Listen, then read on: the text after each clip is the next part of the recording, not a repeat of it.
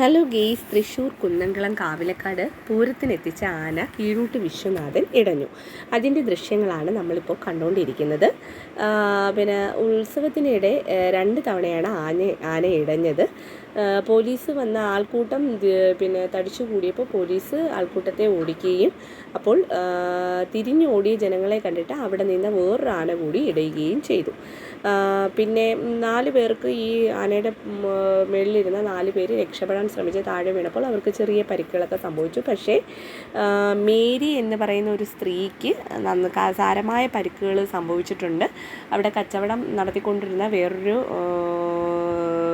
കടയിലെ എണ്ണ മേളിൽ വീണു പൊള്ളലേക്കുകയും അങ്ങനെ പരിക്കുകൾ സംഭവിക്കുകയും അങ്ങനെ മൊത്തം 5 പേർക്ക് പരിക്കുകൾ സംഭവിച്ചു. ഈ ഉത്സവ സമയത്ത് എന്തായാലും ആന ഇടഞ്ഞു എന്നുള്ള വാർത്ത നമുക്ക് കേൾക്കാൻ സാധിക്കും അല്ലേ. പിന്നെ മിക്ക ഉത്സവങ്ങളിലും ചില ഉത്സവങ്ങളിലൊന്നും ഇപ്പോൾ ആനയെ കൊണ്ടുവരാറില്ല.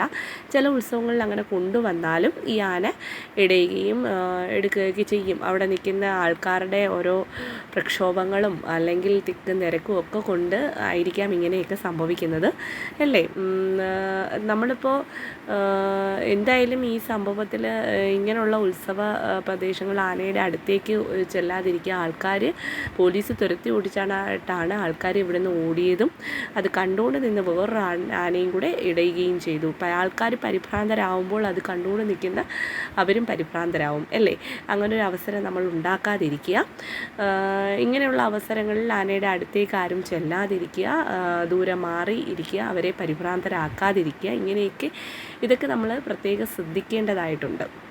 തളച്ച ആനയെ പിന്നീട് ആൾക്കാരുള്ളപ്പോൾ തന്നെ കൊണ്ടുപോയപ്പോഴാണ് വീണ്ടും ഒന്ന് ഇടഞ്ഞത്. പക്ഷേ അതൊരു തെറ്റായ പ്രവണതയായിരുന്നു. ആൾക്കാരെല്ലാം മാറിയ ശേഷം മാത്രമേ ആനയെ കൊണ്ടുപോകാൻ പാടുള്ളായിരുന്നു അല്ലേ. അത് ഒരു വീഴ്ച തന്നെയാണ്. അപ്പോൾ വീഡിയോ ഇഷ്ടമായെങ്കിൽ ലൈക്ക് ചെയ്യുക, സബ്സ്ക്രൈബ് ചെയ്യുക, കമൻറ്റ് ചെയ്യുക.